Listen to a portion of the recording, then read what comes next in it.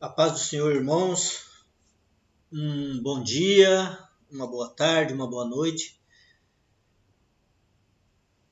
Mais uma aula do nosso curso de teologia do Instituto Bíblico Brasil para Cristo, segundo volume, que trata dos livros proféticos dos profetas do Antigo Testamento. Os livros proféticos abrangem aí a última parte do Velho Testamento, o que a gente vai ver hoje. Oremos.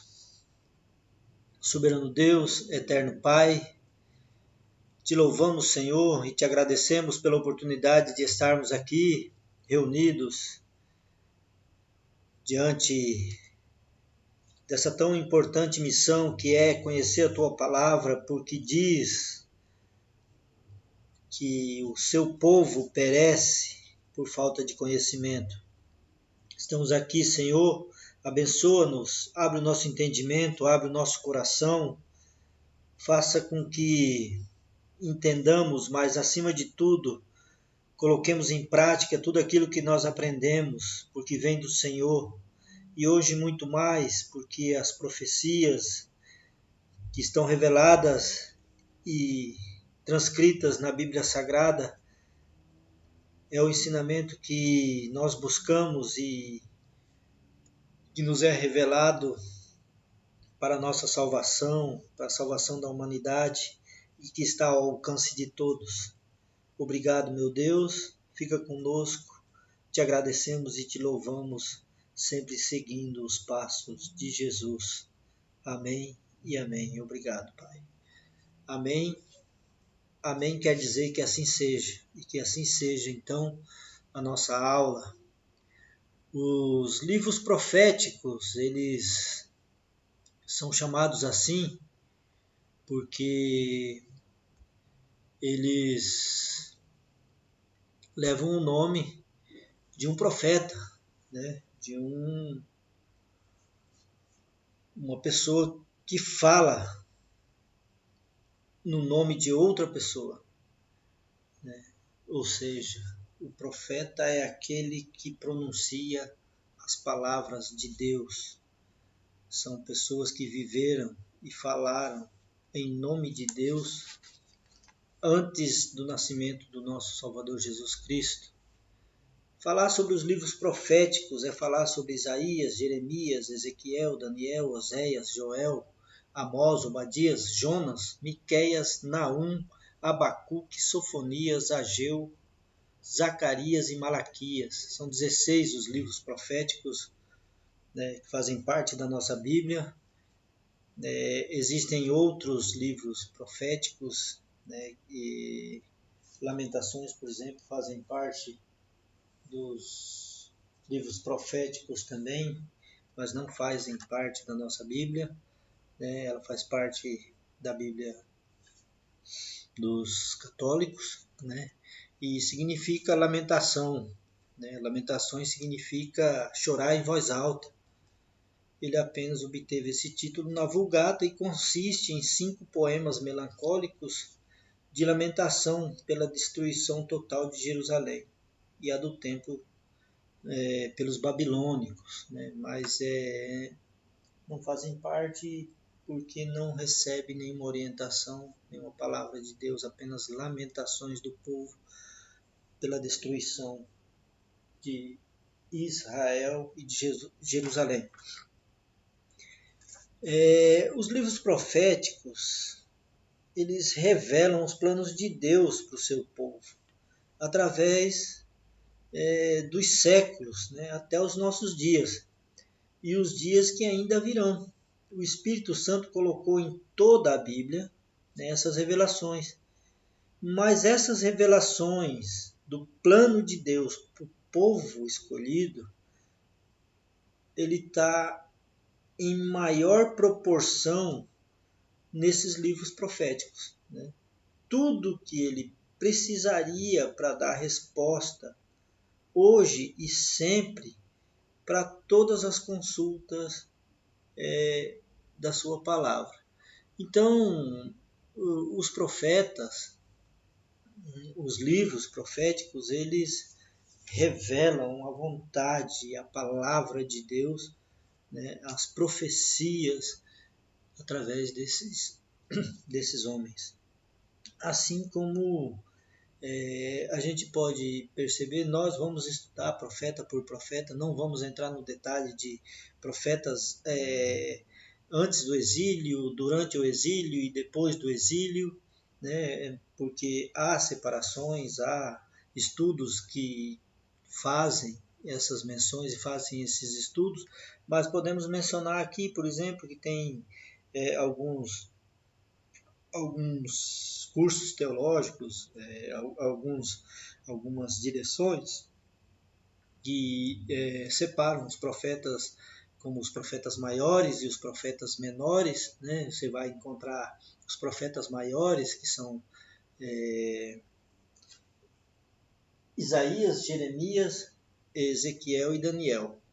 E os outros 12 são os profetas menores, assim chamado não pela importância, é porque são menos livros, menos escritos, né? São em menor volume, e por isso são chamados profetas maiores e menores. Nós não vamos entrar nessa discussão, mas só para vocês saberem, né, os profetas antes, né, pré-exílio também, que são os profetas que advertiam a respeito do julgamento de Israel e de Judá, como vocês sabem, no início, né, houve aí a divisão do reino de Israel, no reino do sul, no reino do norte, e aí existiam aí esses profetas, existiram os profetas Obadias, Amós, Oséias, Joel, próprio Isaías, né, Miqueias, Abacuque, Sofonias, Jeremias e Jonas, né, que levantou aí, foi levantado para profetizar, né, para o arrependimento do povo.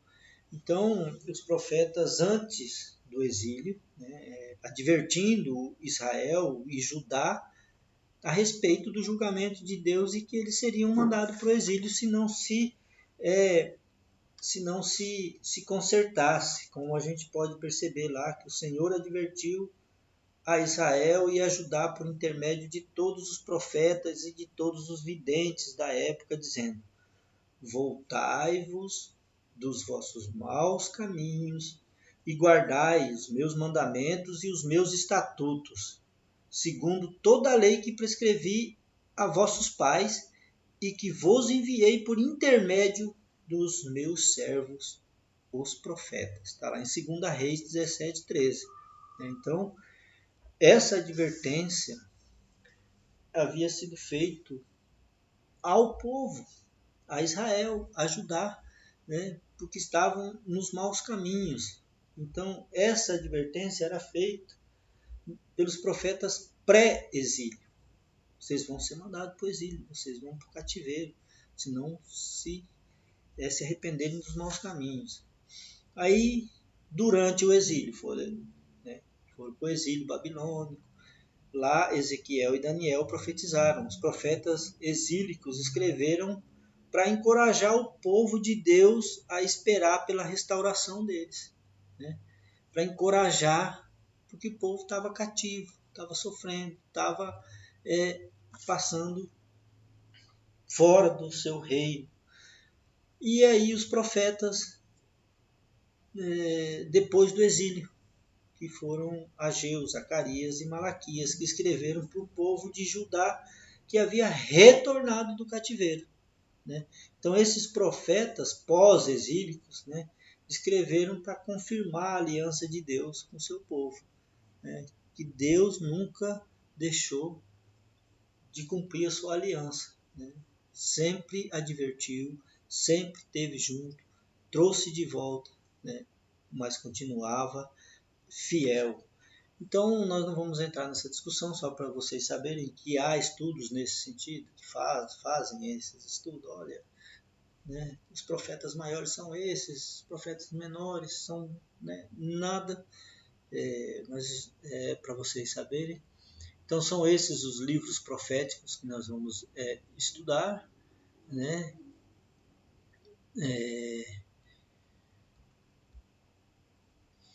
Os livros proféticos recebem esse nome, então, portanto, né, pelo fato de que cada um deles aparecia encabeçado pelo nome de um profeta. Cada livro leva o nome de um profeta, né? Pode ser ou não que ele próprio tenha transcrito, né, o seu livro, né? E é consenso, através dos estudiosos, que alguns deles, o próprio Jeremias disse, lá nós vamos ver na hora que a gente for estudar, que ele próprio disse, não, tem que escrever. Porque se a gente for analisar, os profetas, eles faziam leituras, eles eram verdadeiros porta-vozes, né? Verdadeiros porta-vozes de Deus, né? Mas eles faziam as suas através da oralidade, né? Não existia nada escrito, né? A profecia vinha e eles a pronunciavam inicialmente para a corte e para o rei, né? E depois, né, a gente vai ver que é para toda a sociedade, né, sociocultural. Então, o conceito de profeta no Antigo Testamento era de que é uma pessoa incumbida, né? Desde os antigo Médio Oriente, né? O Médio Oriente antigo, desde que o homem tenta explicar muitas coisas através de profecias, né? Vários profetas, mas não profetas de Deus, né? Assim chamado, pessoas incumbidas de falar em nome de Deus. Esse é o conceito de profeta. O Altíssimo, poderoso Deus, né? O nosso Deus, fazia dele o seu porta-voz. Né? Esse é o conceito do profeta. Um embaixador dele aqui na terra que representava os interesses do reino de Deus aqui na terra. Quando Deus levantava um profeta, ele designava esse profeta para falar para toda a nação israelita e até mesmo para povos ou nações que não eram israelitas, povos estranhos que eram chamados. Está lá em Jeremias 5 essa citação. E ao longo de toda a história, né, o Senhor levantou aí homens e mulheres para profetizar no nome dele. Samuel, por exemplo, o sacerdote, juiz e profeta, né, é o primeiro dos profetas para a nação de Israel, quando foi levantado o primeiro rei, Saul, através do profeta Samuel, né? E assim outros, né? Elias, Eliseu, que profetizava para as nações, né? Dentro do reino. Nesse sentido aí que a gente vai percebendo que os profetas têm tudo a ver, por um lado, por experiência religiosa de pessoas especiais, de pessoas que tinham um estreito relacionamento espiritual, né? Mística, no sentido místico, no sentido literal da palavra, né? Não é esse misticismo de hoje em dia, de adivinhos, né? Um místico fulano de tal, não, é um misticismo fora do comum, né? Você pode ver isso nomeadamente em 1 Samuel 19, 20 e 24. E por outro lado também esse olhar aí profético dessas pessoas, ele tinha uma capacidade penetrante de intuir, né? De receber intuição e comunicação de verdades profundas, como está lá em Números 24, 3 e 4, e com autoridade, né? Com autoridade divina para transmitir essas verdades em nome de Deus, como está lá em Jeremias. Esse era o verdadeiro sentido, né? Esse é o verdadeiro sentido dos profetas, né? Do profetismo. Não esses profetas, falsos profetas, que a gente pode dizer assim, que já era combatido até nesses tempos, né? Dos profetas, que é bem fácil da gente perceber até nos dias de hoje esse falso profetismo que já era advertido lá nos tempos de de Jesus, quando ele adverte, né, lá em Mateus 23:37, sobre o falso profeta que só pensa em si e em seus status, em seu próprio benefício, né? É bem verdade o contraste que existe entre o falso e o verdadeiro, né? Ou seja, a simplicidade e a arrogância. Então, Deus, ele, na sua perfeita sabedoria, ele demonstra muito claramente isso nos profetas escolhidos por ele, né? Diferentemente dos profetas que se levantam em nome de si próprio. Então, o falso profeta ele só pensa em si, né? Enquanto que o verdadeiro profeta, né, ele usa da sua simplicidade e do amor de Deus que está resplandecido nele. Ainda que a palavra seja de juízo, ainda que a palavra seja dura, o coração do profeta transborda de amor e a sua conduta simples. Na sua conduta simples, ele vai demonstrar a quem que ele está servindo, qual que é o servo, quem que é o servo de Deus. Ou ele está usando Deus para ser servo dele, né?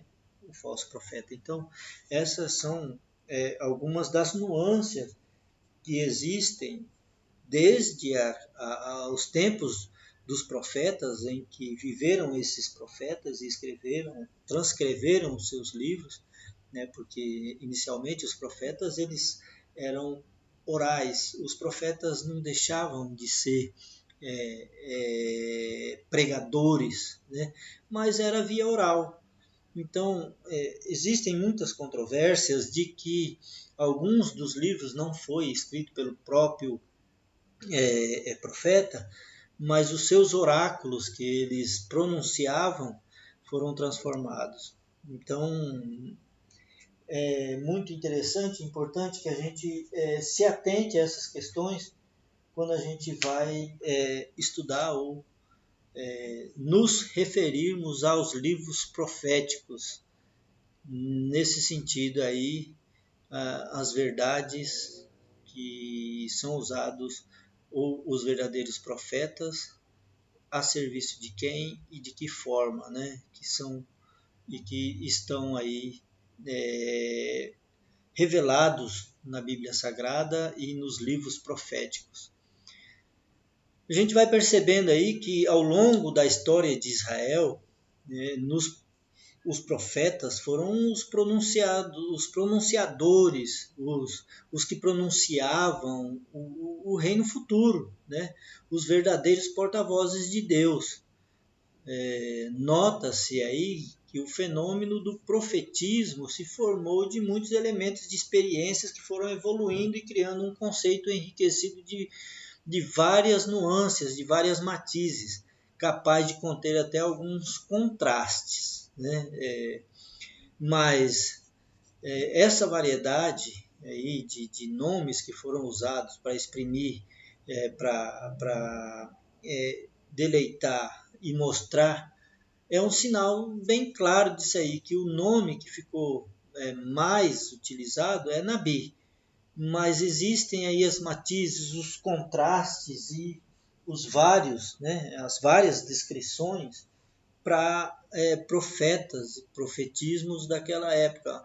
O Nabi, né, Nabi na verdade significa em hebraico alguém que fala em nome de alguém, ou ainda alguém que fala em lugar de alguém. Então o profeta é aquele, né, chamado de Nabi naquelas épocas, e o mais conhecido era Nabi, exatamente por isso, porque ele falava em nome de alguém, ele falava em nome de Deus, no lugar de Deus, né?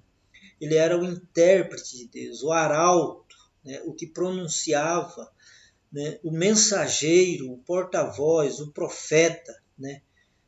Esses profetas, esses nabis, sempre diziam e utilizavam essa palavra muito importante que a gente vai encontrando ao longo da Bíblia, né? Principalmente nos livros proféticos, que é assim diz o Senhor, assim diz o Senhor. Esse é o pronunciamento mais claro. E Nabi foi o mais utilizado, mais claro de todos, né? Além de existir, lógico, vidente, não esses videntes que usam de bola de cristal, videntes que olham dentro da água com palito de fósforo, que fazem profecias aí, vidências através de cartas, né?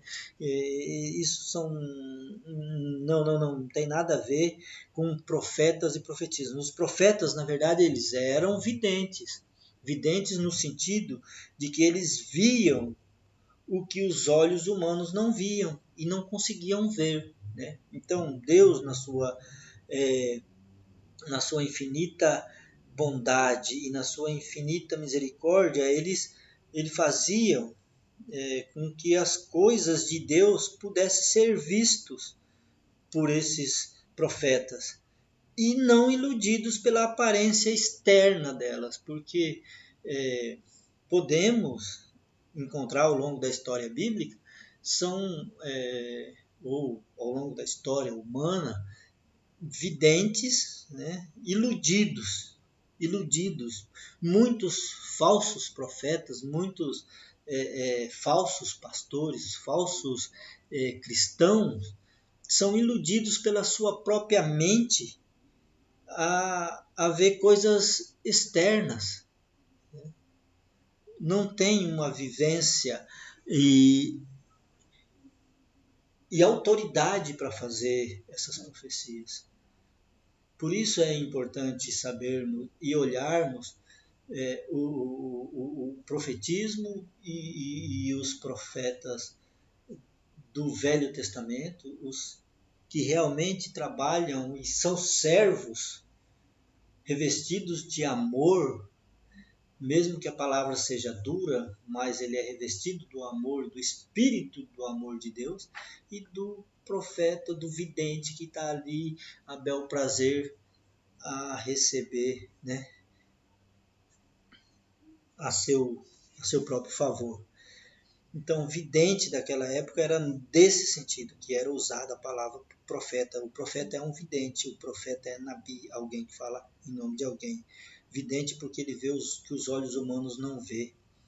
Homem de Deus, porque é a expressão que evidencia uma ligação direta com Deus. Então, os profetas eram chamados também como homens de Deus, servos de Deus, né? O profeta, o servo de Deus, homem a serviço de Deus e com uma missão para cumprir, um chamado para uma tarefa, por isso era servo de Deus, fala assim, é um servo do Senhor, né? Ele tem um ministério específico, por isso era chamado assim. Então, homens do Espírito, também chamado nesse sentido aí. Então, os 5 nomes mais comum utilizado na época eram esses 5: Nabi, vidente, homens de Deus, servo de Deus, homens do Espírito, mas principalmente Nabi, né? Que era mais utilizado. Talvez as duas conotações mais marcantes do tempo dos profetas seja a de vidente, né? Ou seja, ou a de porta-voz que transmite certa mensagem em nome do outro.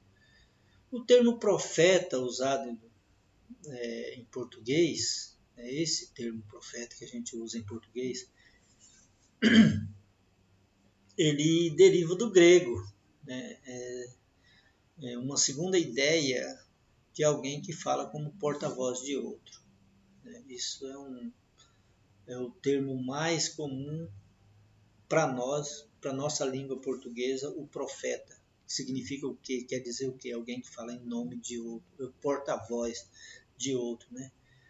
Na Bíblia, o conceito de profeta aparece também aplicado a muitas outras figuras, né, cujo nome não consta na lista definitiva dos livros sagrados, mas para que a gente entenda, então os 5 mais utilizados são esses aí que eu citei para vocês aí.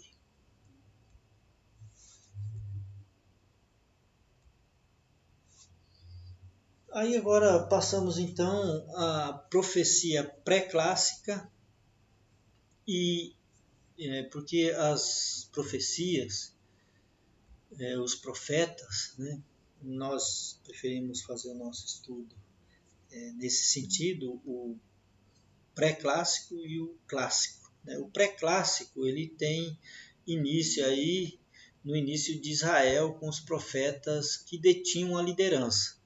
Então, assim, o profeta ele era o líder, né? Como Moisés, que além de profeta ele era o líder. Então Deus revelava e ele conduzia e também ele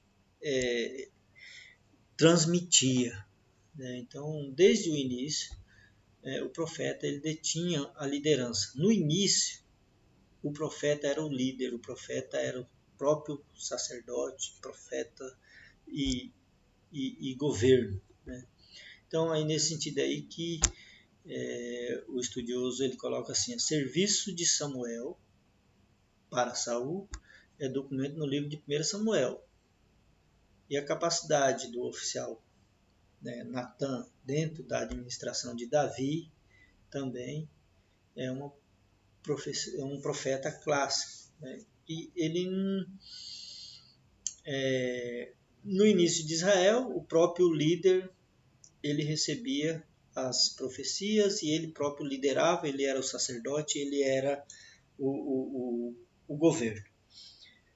Com a passagem da monarquia, né, porque Israel, os outros povos, outras nações tinham rei, aí o povo israelita pedia a Deus um rei, aí Deus então concedeu o primeiro rei através de Samuel, né, o profeta Samuel, então unge Saul, e aí passamos à era dos reis, e aí os profetas, então, pré-clássicos, são aqueles que destinavam as suas profecias, Deus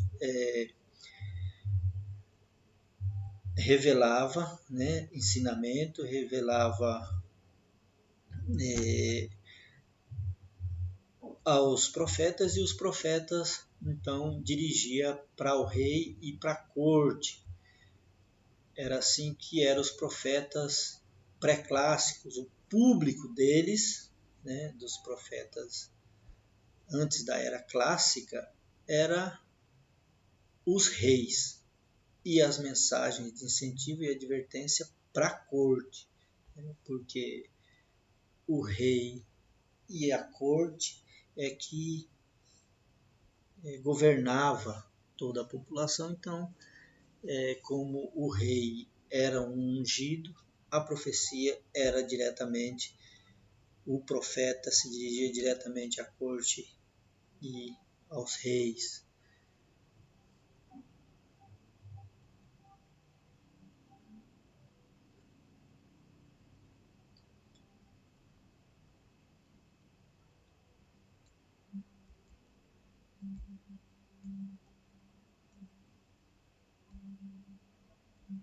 Já na era clássica, né, a fase mais conhecida aí dessa profecia clássica, da era clássica dos profetas, é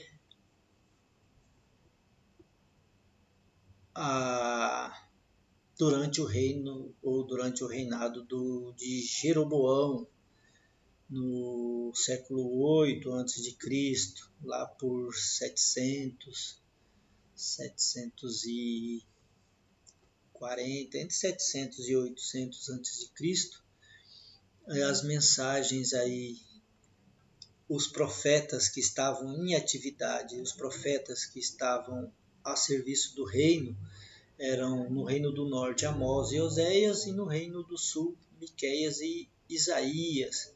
Né? E as mensagens da profecia clássica, então, ela passa a não ser mais, o profeta não está mais dentro do rei, do palácio, passando diretamente para o rei e para a corte. Ele passa a fazer parte da profecia dele, não apenas os reis e a corte, mas todos os israelitas e todo o povo, todas as nações, né?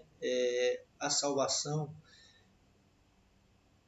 já começa a alcançar de forma mais geral, né? São sócio-espirituais chamados, a profecia clássica.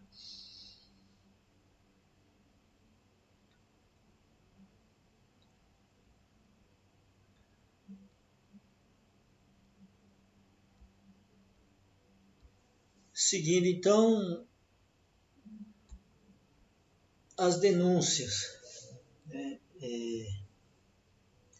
mais ferrenhas, porque a denúncia não fica só dentro do palácio, né? A profecia não é só destinado mais para o rei e para a corte. A partir da era clássica aí dos anos 700 para diante, as denúncias já atingiam toda a sociedade, né? Por quê? Porque toda a sociedade estava em corrupção, em corrompimento, em desobediência a Deus.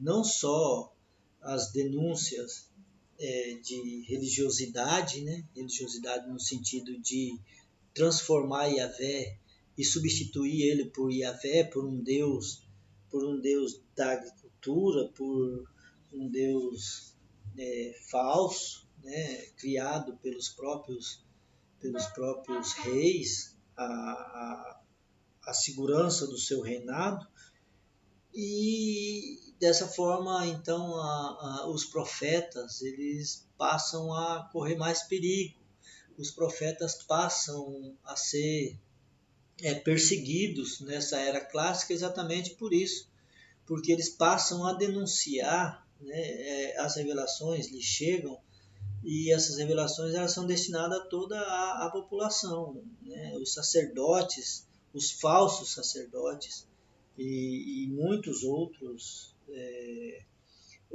elementos da corte, né? Exatamente por substituição de Deus Todo-Poderoso, né?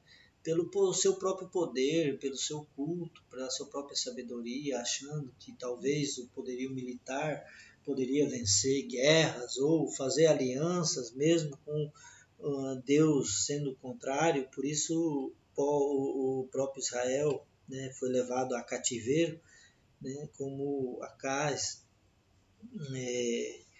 fazendo alianças, né? Então esses eram as nuances e as denúncias, né? E essa era a denúncia da profecia clássica. E econômica, então, também é a substituição de Yahvé pela riqueza, né? A ganância.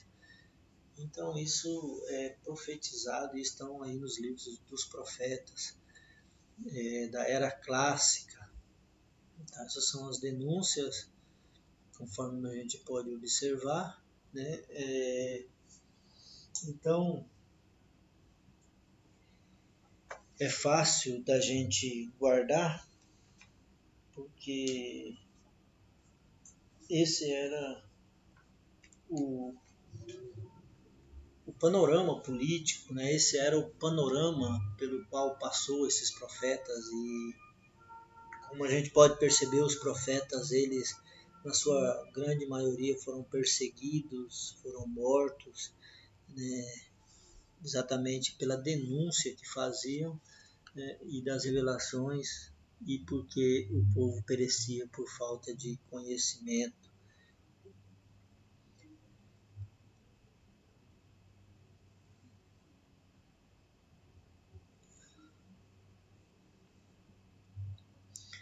Então, os profetas, né, tinham uma grande coragem, eram homens que recebiam a revelação, mas tinham uma coragem para questionar a situação presente, né, para questionar, porque viam, né, eles eram videntes de um futuro diferente para o seu povo, né. Os profetas sempre exerceram uma atração fascinante. Muitos chegam até a confundir profeta com adivinhador do futuro. Por quê? Porque eles chegam, né, eles chegam a pensar que ensinavam coisas absolutamente novas. Mas o verdadeiro profeta, no entanto, não é essas coisas de adivinhar o futuro ou de ensinar coisas novas. Né? É essa confusão que a gente percebe aí em estudos preliminares, e quando a gente fala em profeta, o profeta fulano de tal, o profeta isso e aquilo lá, né? É diferente da tradição autêntica de um profeta do povo de Israel, de um profeta de Deus, é, que foi aí ao longo dos anos sendo deteriorado pela tradição aí do povo, perdido, né? Deformado em meio de tantas tradições criadas para defender o interesse e interesse incomum para legitimar poder e se sustentar aí diante de sistemas criados na sociedade. Né? Então, os, os livros proféticos eles vão nos mostrar de que desde que a sociedade se formou, o povo de Israel era direcionado para a salvação. Existiam profetas, homens especiais levantados por Deus de de um profundo e estreito relacionamento com o Espírito Santo de Deus, religiosos, sim, no sentido de que tem uma aproximação, uma espiritualidade suficiente para receber a autoridade de Deus, para receber as vidências, para prever sim e entender e dizer, olha, se vocês não se converterem dos seus maus caminhos, vocês vão ser levados para o cativeiro, verdades assim, nesse sentido, pela desobediência, né? E assim na nossa vida, assim diante de tantas transgressões, né? Os profetas continuam a nos dizer hoje, dentro das, das escrituras, basta que a gente olhe com um olhar, né, de preparação, e essas são as verdades que Deus sempre revelou e continua revelando, né, de um futuro promissor àqueles que buscam, àqueles que obedecem, porque Deus continua fiel em todos os tempos. Então, esses são uma breve introdução sobre os livros proféticos e espero que vocês tenham entendido e deixo aqui os slides, né? Essa pequena aula e qualquer dúvida pode entrar em contato para a gente estar sanando essas dúvidas e também peço que a Deus que nos ilumine para que possamos melhorar. Essa é a primeira aula que está sendo gravada, né? Que Deus nos abençoe e fiquem todos na paz do Senhor até a próxima aula, se assim Deus nos permitir. Amém.